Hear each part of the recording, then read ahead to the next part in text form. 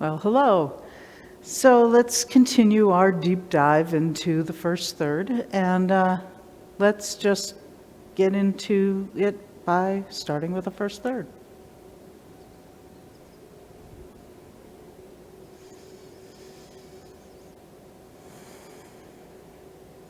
And begin.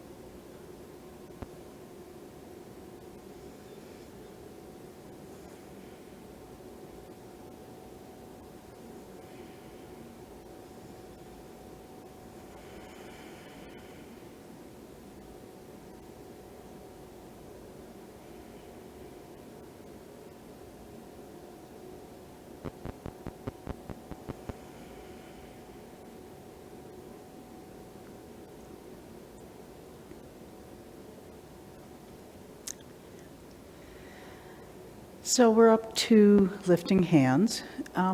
Let's just do the move from single whip a few times just to refresh our memory of how this move goes, and then we'll look at square form details and round it off and see what else comes up. So let's start at single whip, and I'm going to face this way so that I face the camera. You've got Lee in another direction. So single whip and go. Weight to the left, turn to the right, and lifting hands. Just do that much again.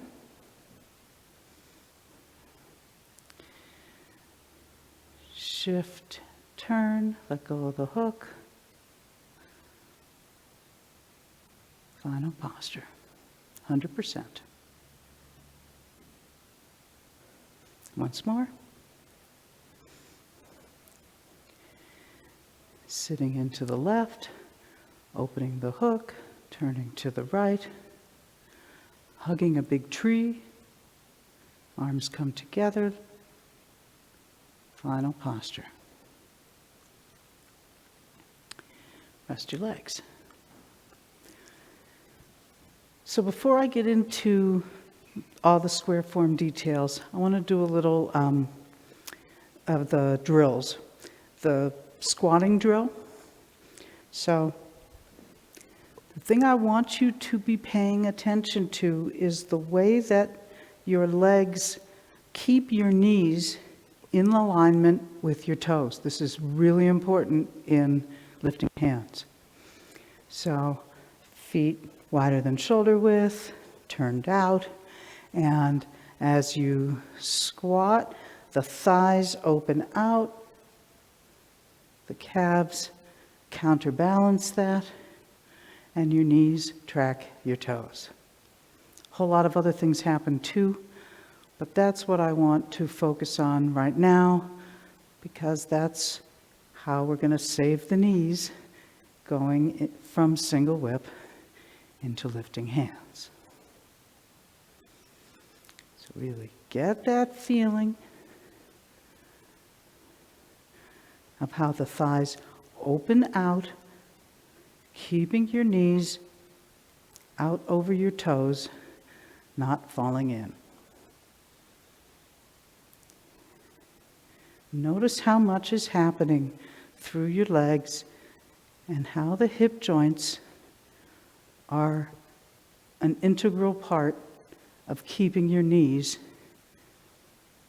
tracking the toes.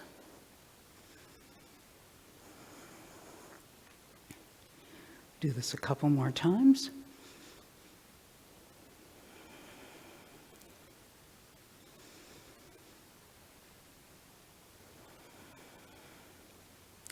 And rest your legs. So there's two critical things about going into lifting hands. One is the knees of the left leg. When you come out of single whip, you're in a 70-30. Your left leg, which has been your front leg, is now going to be your back leg.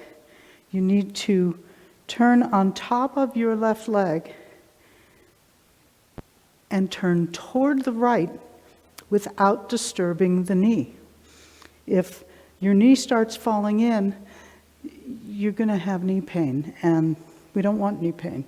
So this exercise, the same thing you do to get the knees to track the toes here, is what you want to do to come out of single whip and turn toward the right. It's that same quality. The other piece of this move that's really challenging is letting go of the right leg, right out of the hip joint. So it's not enough to simply get into your left leg, turn, and then pick up your foot and bring it in, because this is not an empty leg. I'm held on in the quad, I'm held on in the butt. The whole piece gets kind of held as a unit, and yeah, I can move it, but it's not empty. So the same exercise that we do to get the feeling of how the knees go, I want to repurpose that to look at letting go of the empty leg. So grab a chair, I'm going to do the same, or a piece of furniture like Leah's, and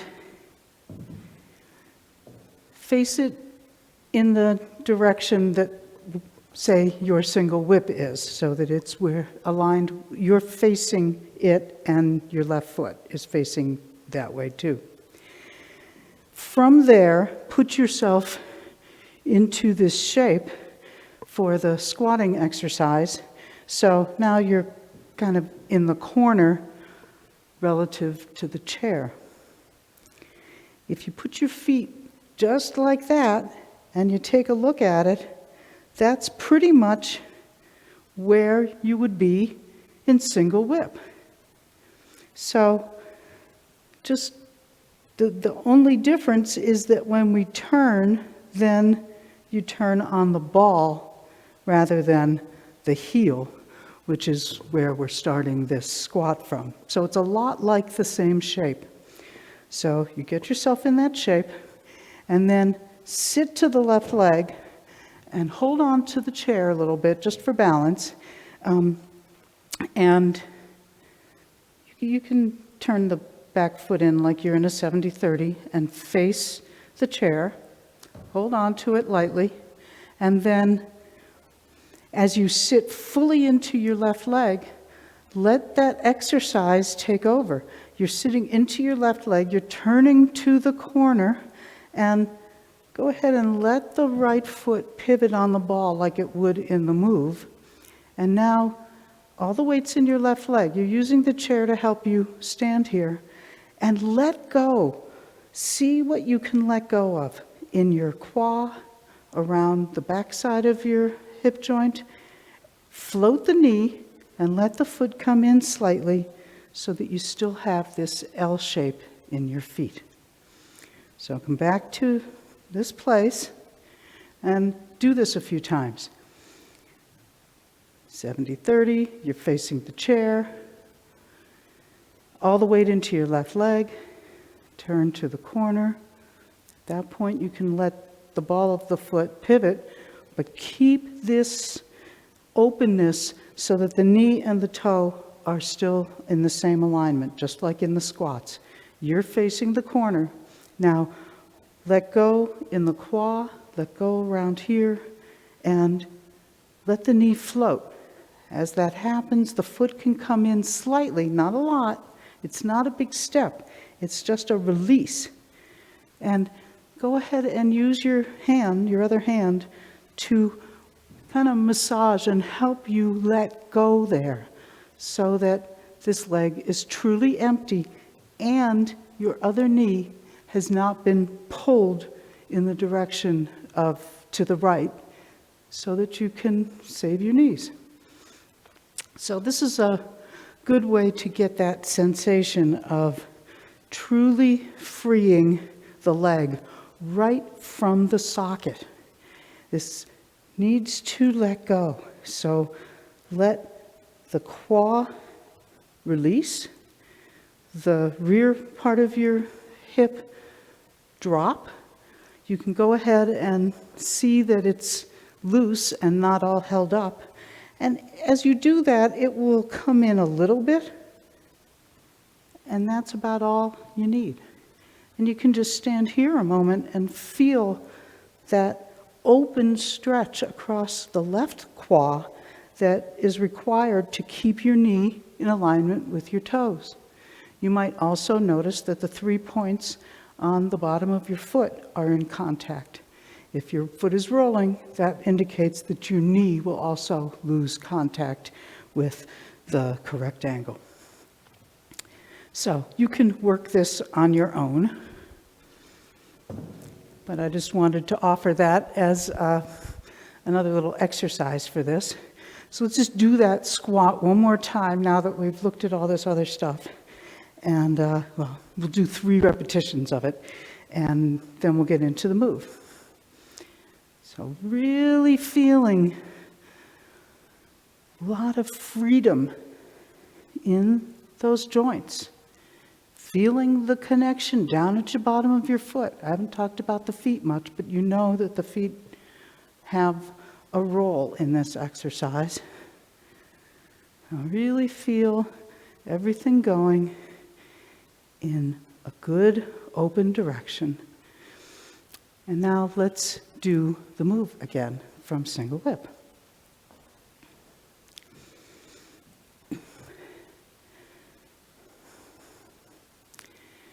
So, some square form details. Sit into the left leg, open to the right, let go of the hook in the right hand. Then your right foot is free. Let the knee float. It comes in a little bit on the heel. And the final posture, your left palm relates to the right elbow. Let's do it again. Sit to the left, turn to the right, open the hook. This place here, Jane and Baton used to call hugging a tree. So this is a nice big rounded feeling of hugging the tree. If you learned the first third from us in recent years, you might recall us saying, hug a smaller tree, and feel out to your fingertips. This move is called lifting hands. So it doesn't just come in, there's a little bit of a lift to the hands. So shake out your legs and do it again.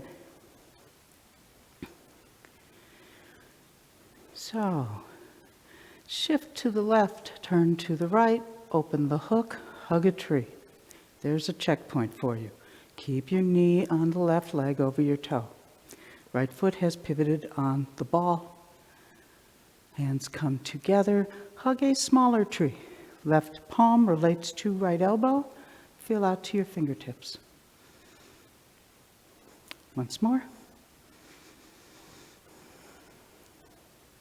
Sit to the left, turn to the right, open the hook, hug a tree, hug a smaller tree, feel out to your fingertips.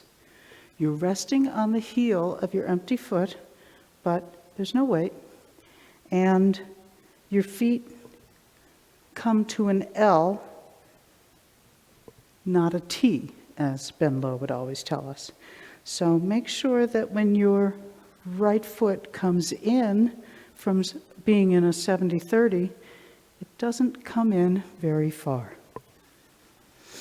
Rest your legs.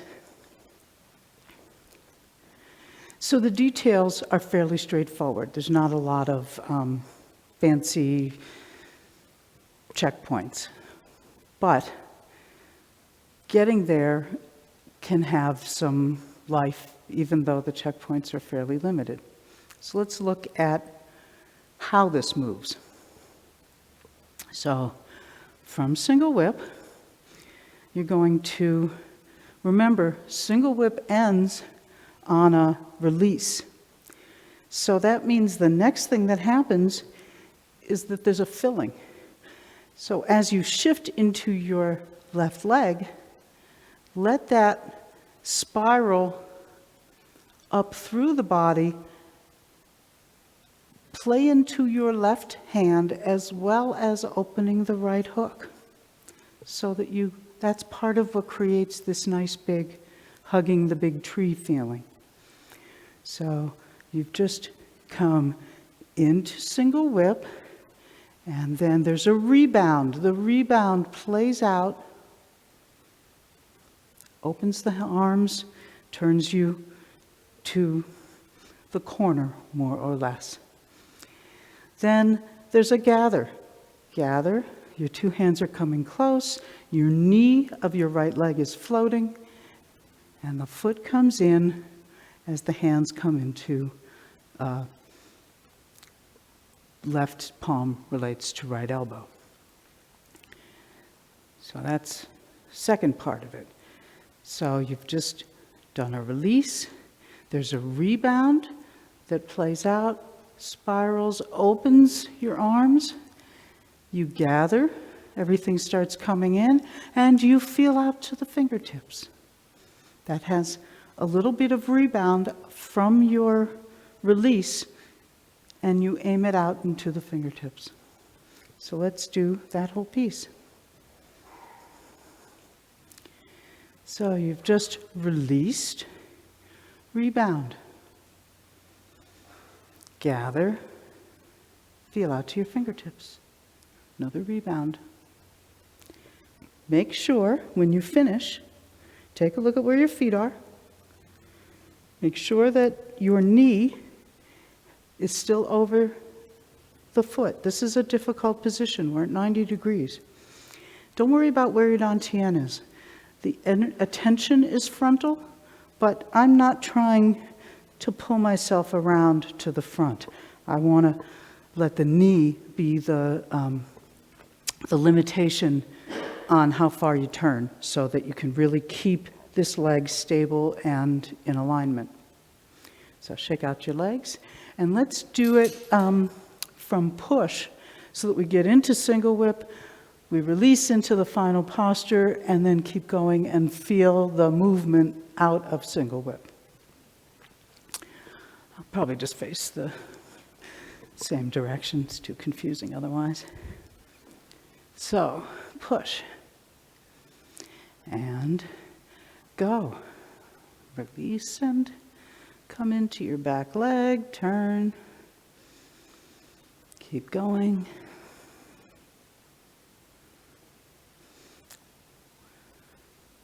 Extending the hook.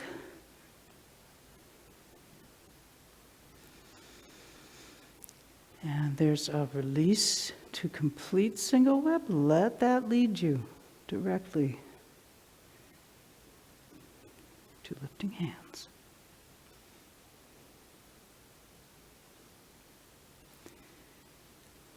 Right. Now when we hold this posture, this is one of the standing postures that Professor Chung called out. The opening move, lifting hands, play guitar, and single whip as four especially good postures to hold and practice the standing exercise.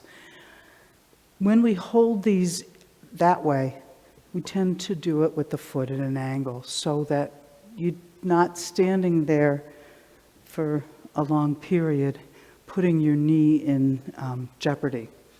But you need to be able to stand there, not putting your knee in jeopardy, with your feet at 90 degrees. So that's where I think the beauty of this exercise comes in, because it's that same action that you need to come into the lifting hands without hurting your knee. So let's do that push into lifting hands a couple more times.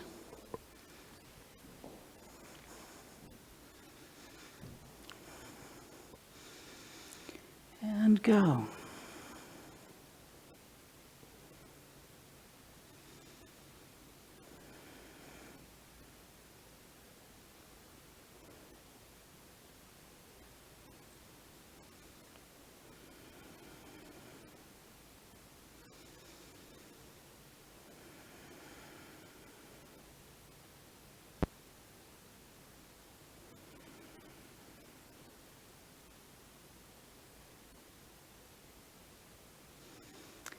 Let's do it again.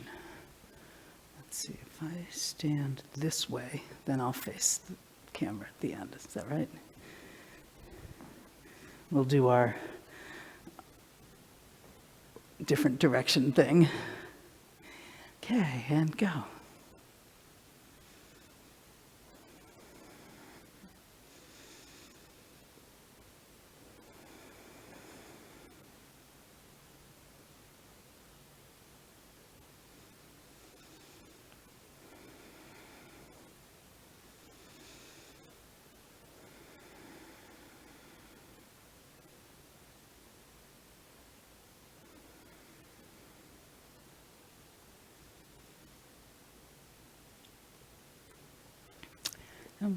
Once more.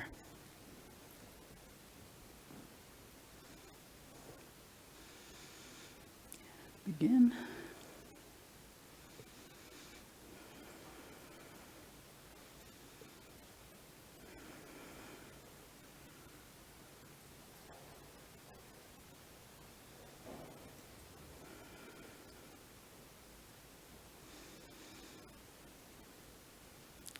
Release and rebound.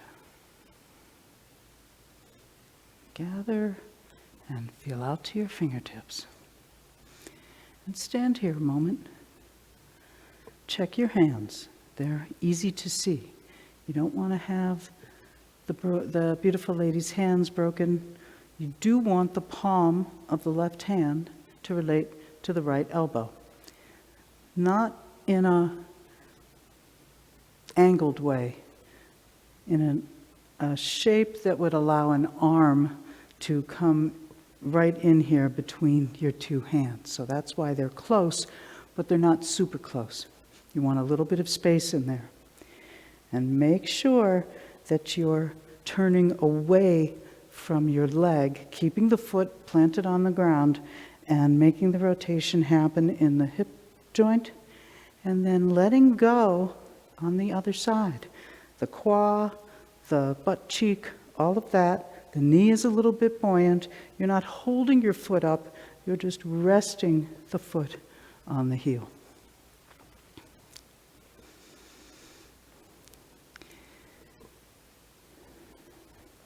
So that's probably enough on that, and then we'll see what Lee has to add to the discussion. Okay, let's do some more. So one of the things I want to look at in getting from single whip into lifting hands is the way that the two hands move differently. And part of that is because of cross balance, and part of it is because of the rebound out of single whip and what you do with that energy. So I don't know that we've talked about cross balance much in this deep dive. Of course, we talk about it all the time, but just to real quickly review, when your weight is in one leg, so that leg is full, there's a connection to the opposite hand that makes it also full. And so the ward off left is an easy place to, well, now let's start with brush knee. I know we haven't done brush knee yet, but just to review cross balance real quickly. Take a brush knee on either side, your front leg and the high opposite hand. So this is the cross balance line that runs between the two of them. The hand that's by your side is light and floating. So it's connected with a cross lightness to the rear foot. The front hand is connected to the front leg through a line of fullness. That's what we call cross balance. And then take single whip just on the other, or shoulder strike just on the other side. I can't get the move names right. Brush knee just on the other side. Front leg, opposite hand. The bottom hand is light. So this is the full hand. This is the light hand. Really feel them as different. And do the first side again. Brush knee. See, I got the move name right. Top hand, front leg, line of fullness that runs between them. Bottom hand is light, not heavy. And to the second side again. Front leg, high hand, line of fullness, cross balance between them. Bottom hand is light. And then in ward off left, so you step forward with your left leg. Put the bottom hand, the right hand in first. This is the line of cross balance, or what we call the line of stability, running from your front leg to your bottom right hand. And then your left hand floats on top of that. So the left hand is light. Song of Ward Off says that it's like a ocean supporting a great boat. So the ocean easily floats the boat of your left hand because you've got this line of fullness from the front left leg to the right hand. And now change. Lose your right hand and feel like your left hand is heavy, and feel how that sort of wants to pull you over. That's when you don't have cross balance. So put it back in. Bottom hand is full, line from the front leg to the bottom hand. Top hand is light, light and floating. Great. So take a break. This is an important thing to look for all the way through the form. And so it's here in single whip going into lift hands. Single whip is a little bit weird because the obvious hand that's actually striking somebody is on the same side as the front hand, so as the front leg. So you need that line of fullness that goes all the way out to the hook. It goes out to the hook.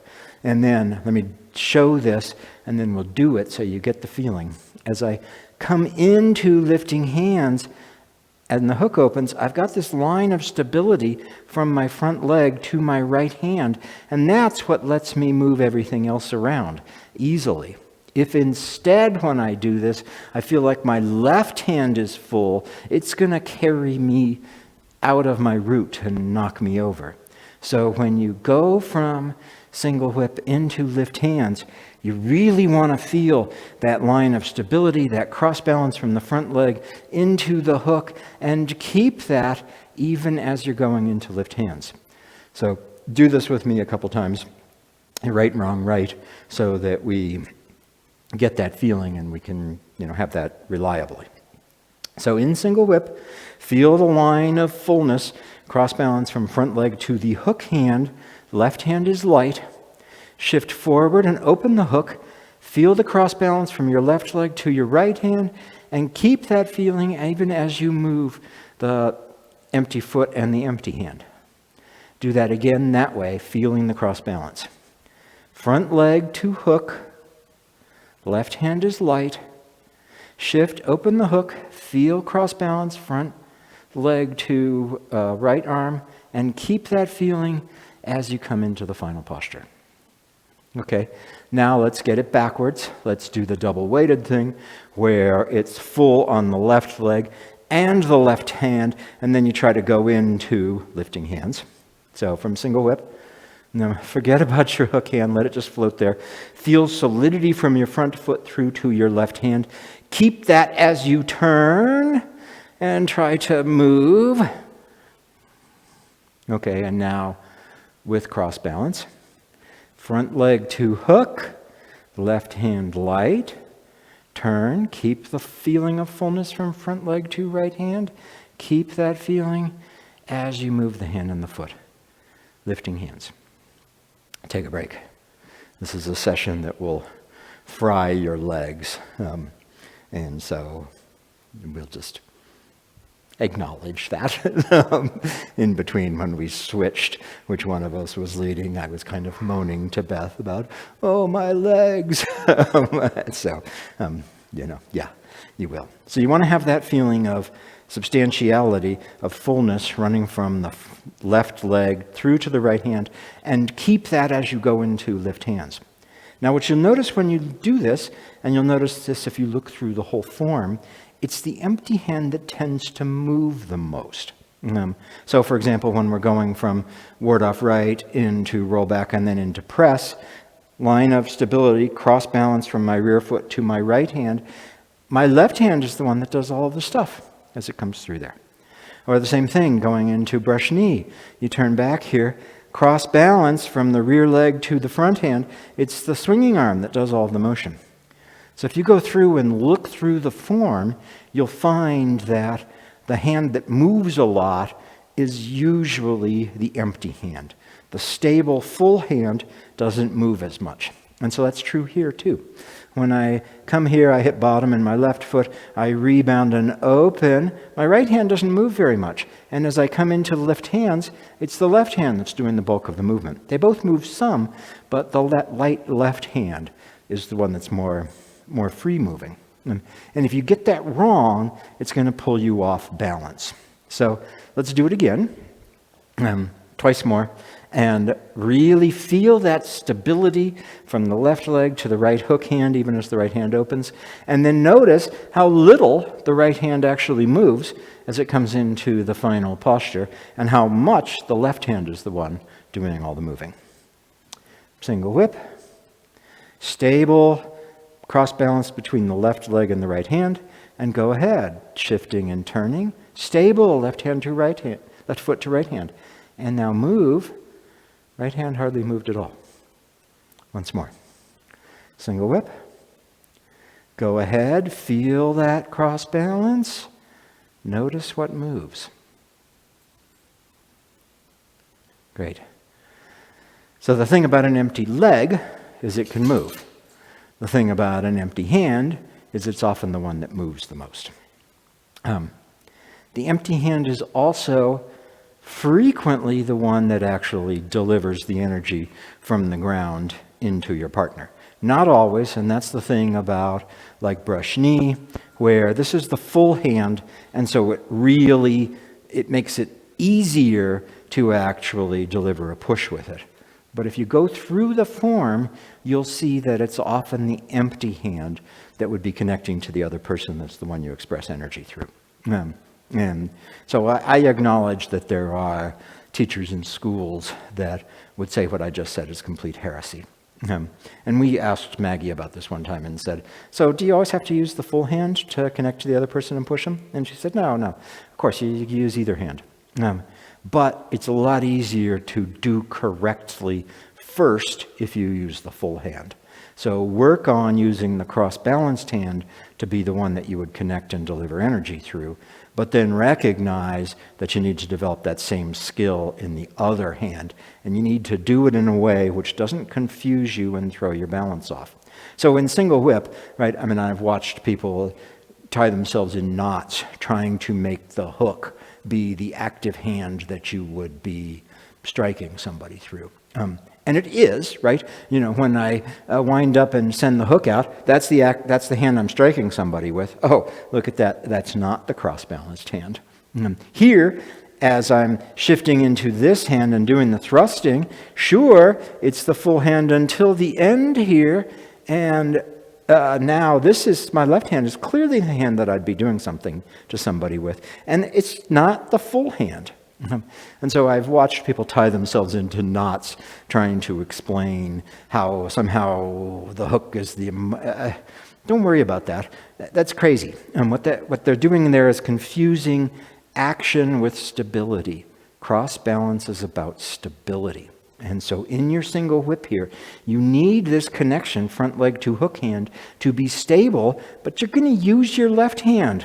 I mean, you know... it's just crazy trying to come up with some circumstance where I do something that's not in the form so that I'm using my hook there. Let's just go ahead and believe what's in the form. And what's in the form is I threw somebody with my left hand, and now there's another strike. And this is the empty hand. And there's yet another one right after this, which is that when I finish single whip and I come out of single whip, there's a line of energy, a line of action that's expressed from my front leg through to my left hand. And I can spend years crafting Hong Kong martial arts movies and trying to find some complicated choreography where it's the hook. Let's just look at what's in the form. And what's in the form is a throw, a strike, another strike with my left hand. And if you're going to do that successfully without throwing yourself off balance, you have to have cross balance. You have to have the line of stability from the left leg to the hand that had the hook before, so that I can do something with the left hand without losing my balance. So single whip has a complication that you've got both the line of action from the bottom of the left foot, rebound coming out to the left hand, and the line of stability, cross balance, from the left foot to the right hand.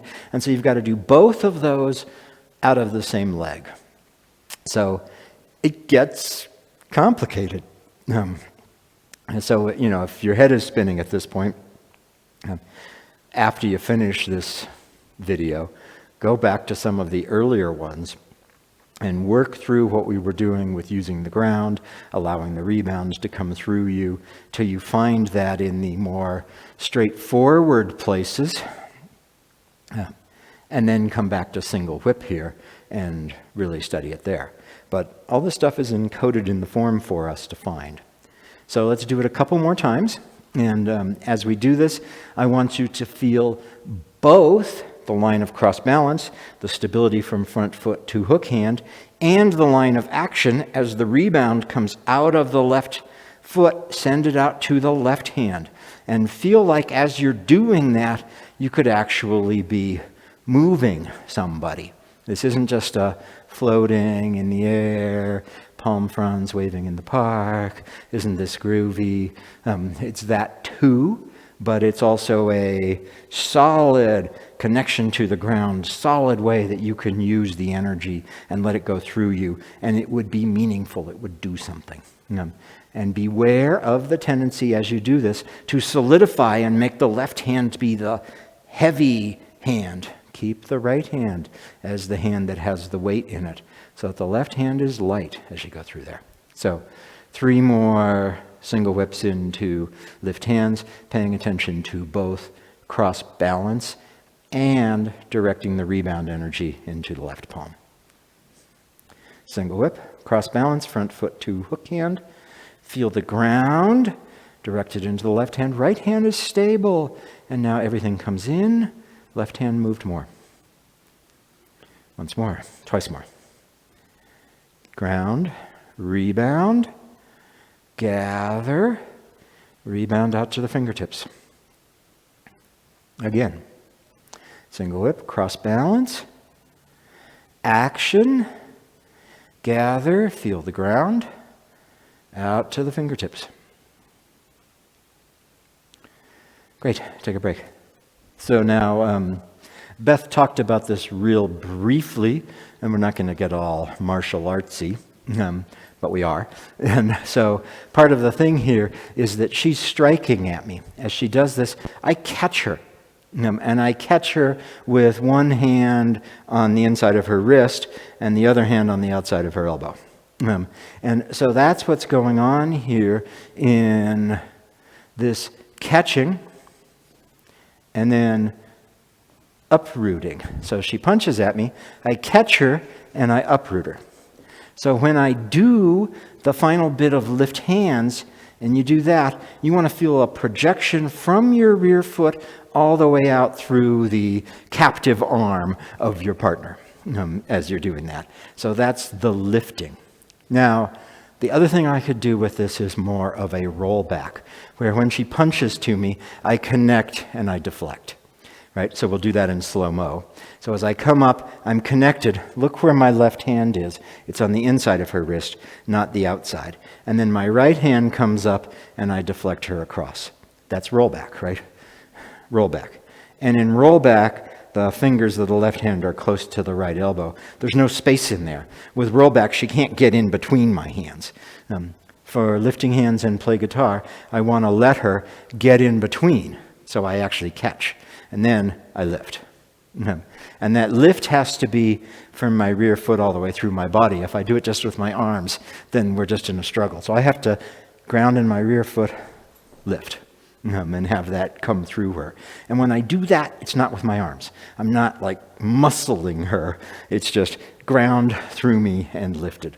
So this thing at the end of lifting hands, see there's space between my hands. They aren't closed and crossed. And so my right fingers are here at where my center line would be if I could get square, but because of the 90-degree feet, I can't. My left hand has space in between there so that you can catch and lift. And that's all these things that are going on here. Ground through the left palm, gathering, there's where I catch from the rear foot up through the fingers. That's where I let my opponent be lifted. For those of you who have looked at other writings or, paid attention to other Cheng Man Cheng stuff, you'll see the technique called Ti Fong mentioned a lot. Ti means lift, Fong means release.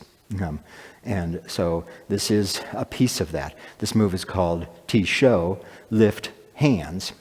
So you've got there's your Ti from Ti Fong, and then you let go of the person. There's the Fong release. So, did I miss anything we talked about? Okay, great. So let's do it 3 more times, paying attention to cross balance, the rebound sent into the left hand, the gathering as everything comes together, and then the rebound that comes out into your fingers. So that should be plenty to keep you entertained as we do it 3 more times. Feel the cross balance. Feel the ground. Direct that into the left hand. Gather, feel the ground. Rebound out to your fingertips. Again. Feel the cross balance. Rebound. Notice the left hand is the one that moves.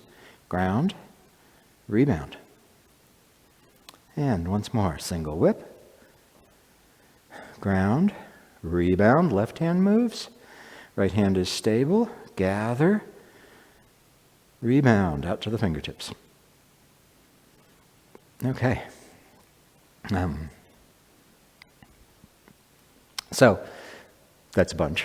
We're going to quickly do square form for shoulder strike, and then on Thursday, we'll pick up rounding shouldering, and we'll introduce white crane.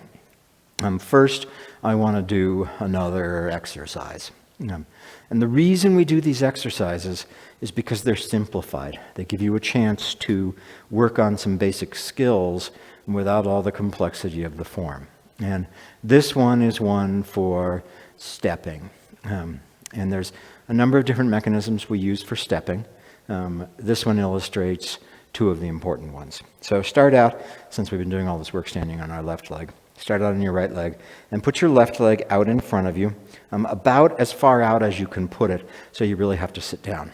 And now stand up, and as you stand up, let that gradually drag your left leg back.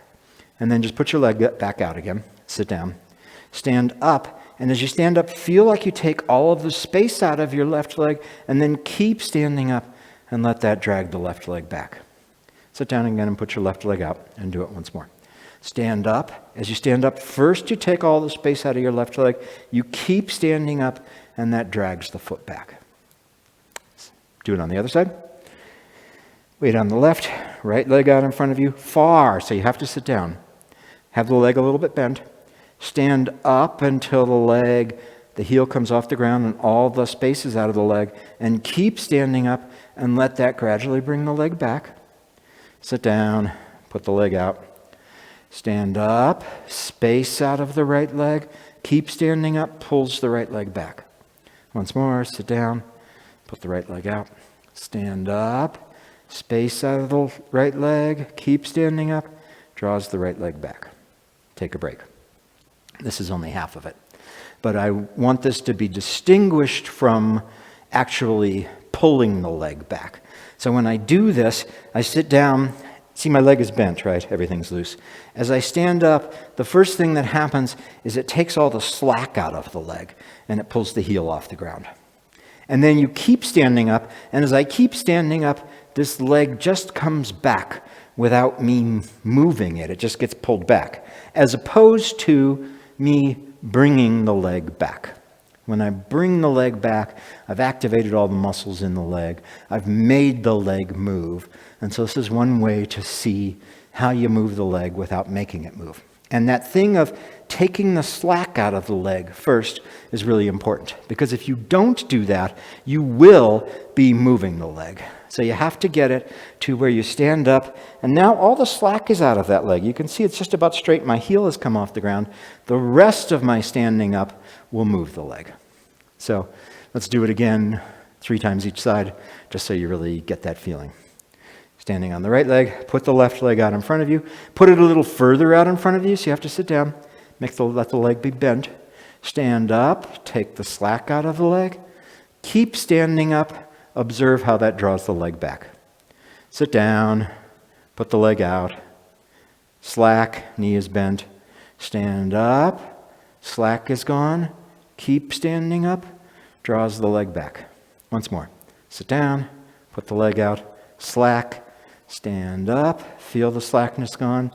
Keep standing up, leg comes back. Okay, other side. Sit down, leg out, slack, stand up, tautness, keep standing up, slides the leg back. Sit down, put the leg out, bent, slack, stand up, taut, keep standing up, brings the leg back. Once more. Sit down, put the leg out, slack, stand up, take the slack out of the leg, keep standing up, brings the leg back. Great. So that's one way to step. The other half of this is the piece that I skipped over, which is after you've come up And then as you sit down, this is like the bathtub, getting in the bathtub and buoying the leg. You sit down and that buoys the knee and you allow the leg to step.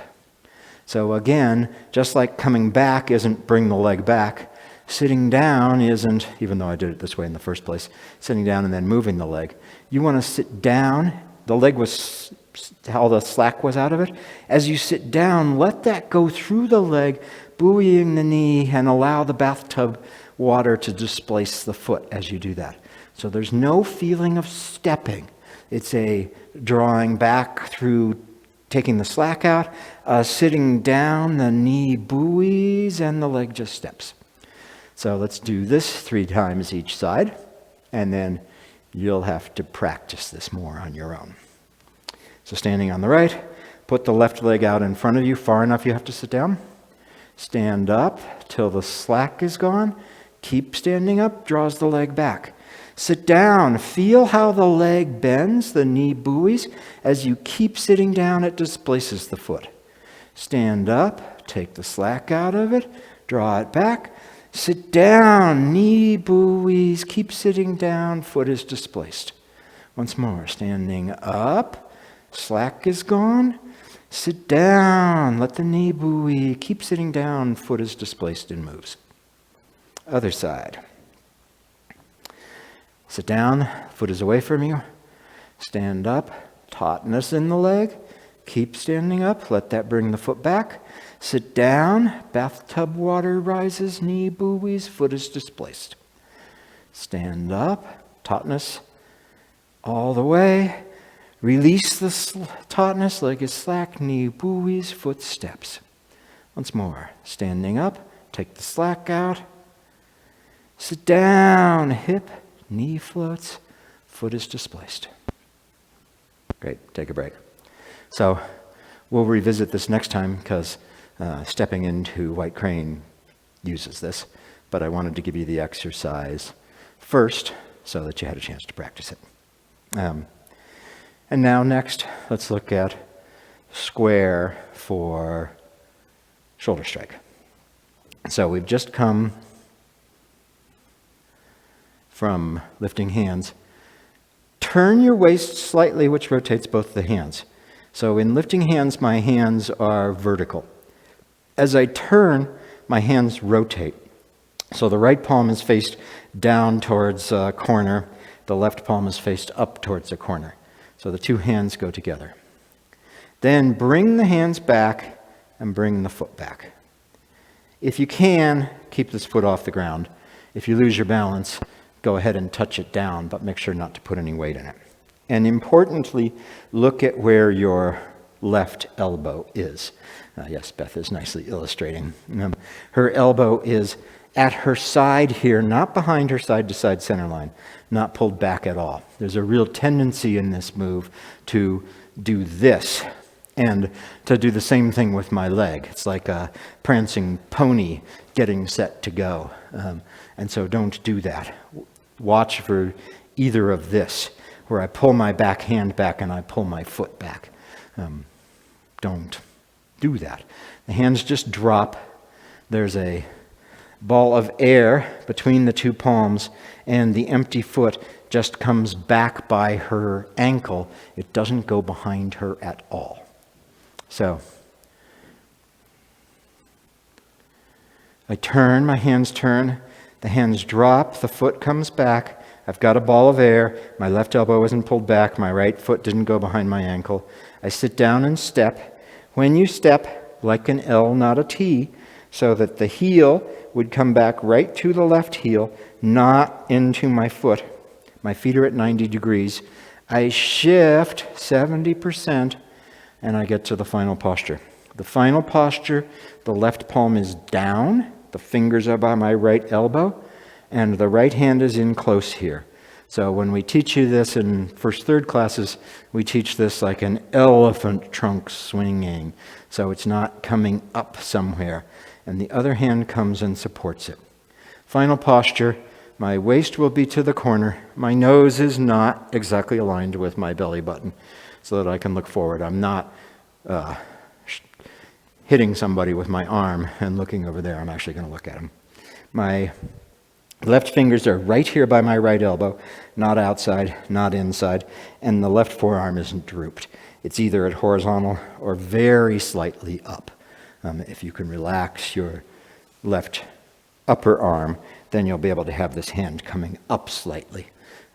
So see this angle here that she's got. It's not going down.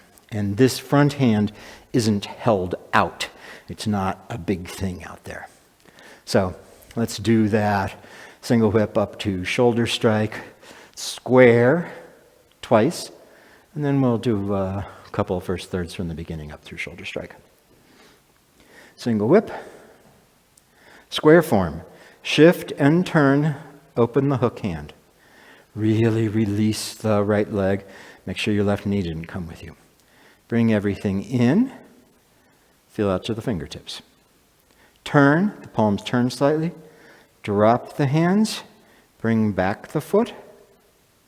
Step, make sure the right foot is going to be a T, not an L. And shift, right arm is long, left palm down, fingers by right elbow. L, not a T. Did I say T, not an L? L, not a T. Great. Again, just to make this clear, the L shape is this foot, heel. The T shape is where they cross. Don't do the T. Do the L. Okay, again, one more time. Square. Single whip. Shift forward. Turn, pivot on the rear foot. Hook hand opens. Bring the hands together. L, not a T. Feel out to your fingertips. Turn. Palms turn. Drop the hands. Ball of air. Front foot comes back. Didn't pull your left elbow back. Didn't be the prancing pony. Step. L, not a T. Shift. Right arm long. Left fingers palm down by the right elbow. Most of your weight in the front leg. Eyes watching front. Okay, great. Let's do first third from the beginning up through shoulder strike twice. I won't talk. You got plenty to do.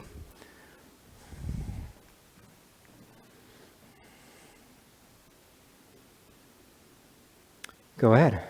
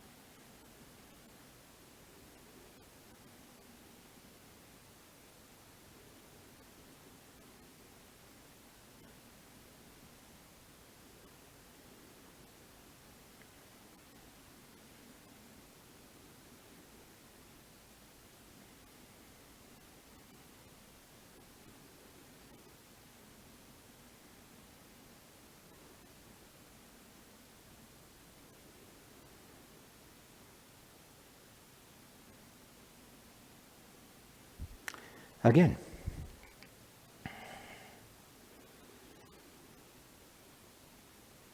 Go ahead.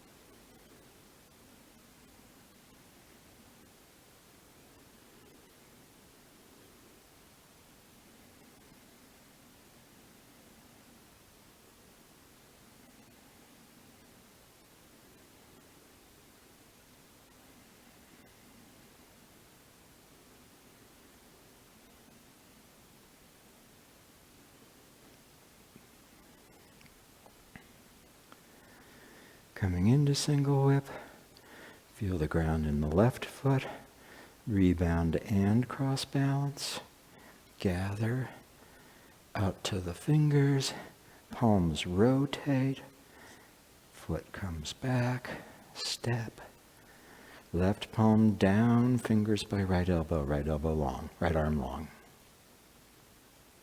Take a break. Okay. So the reason we give you these extra exercises and drills is so that you can practice specific skills that you need to do the form. So do your squats and get those thighs rotating, and you can work on all the other stuff, but for right now, really make sure the thighs are rotating. Work on the shifting underground, under the bridge, not over the bridge, and look at how the stable leg changes, and then how the active leg changes, and they're out of phase with each other. And do this standing up, taking the slack out of the leg, sitting down, the knee becomes buoyant, the foot steps on its own. And so work those, because those are the pieces you need to do the form. And we'll be back real soon with more.